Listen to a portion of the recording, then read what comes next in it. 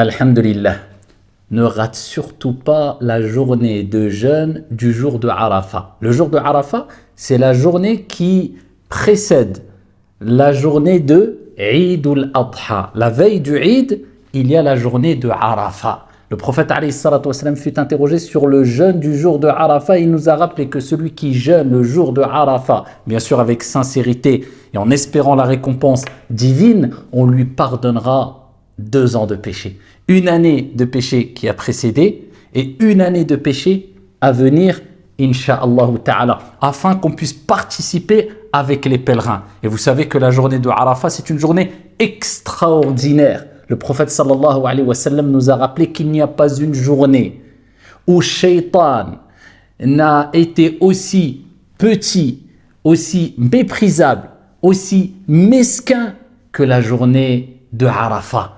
De par la grande miséricorde et bénédiction d'Allah subhanahu wa ta'ala qui descend sur terre, qui descend particulièrement sur les pèlerins qui sont à Arafat lors de cette journée bénie. Et cette journée de Arafat, eh bien, il y a des millions de pèlerins qui sont à Arafat pour accomplir, bien sûr, comme vous le savez, le Hajj. Et c'est lors de cette journée-là qu'Allah subhanahu wa ta'ala se vante de ses serviteurs auprès de Al-Malaika, des anges, et il prend à témoin les anges qu'il pardonne à toutes les personnes qui sont à Arafat en train d'accomplir le pèlerinage.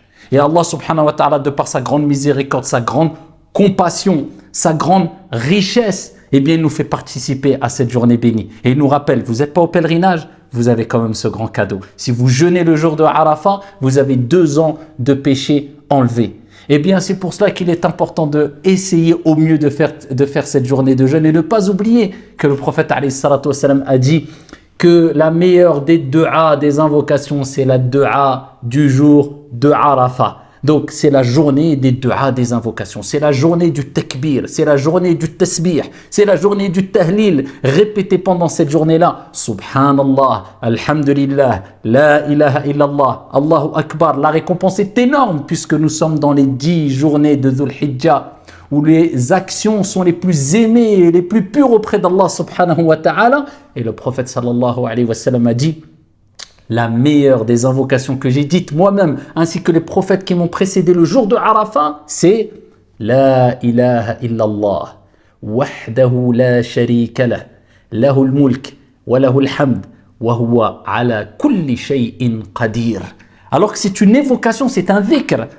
Mais pourquoi le prophète l'appelait l'invocation? Puisque le dhikr, qui implique la volonté d'une invocation et de l'exaucement d'une invocation, est considéré comme une invocation, puisque à travers le dhikr, on espère qu'Allah nous pardonne les péchés et nous accorde de ses bienfaits. Donc quelque part, le dhikr, l'évocation, c'est une invocation quelque part. C'est pour cela que répétez au maximum ce dhikr-là que je viens de citer le jour de Arafat, et ne vous inquiétez pas, si vous faites devancer ce que Allah aime le plus, à savoir le dhikr, Allah vous accordera ce qui est le meilleur pour vous sans que vous n'ayez besoin de le demander à Allah subhanahu wa ta'ala. Et bien sûr, cela ne vous empêche pas d'augmenter les invocations pendant le jour de Arafat, mais particulièrement le dhikr que je vous ai cité, à savoir La ilaha illallah, wahdahu la sharika lah, lahul mulk, wa lahul hamd, wa huwa ala kulli shay'in qadir.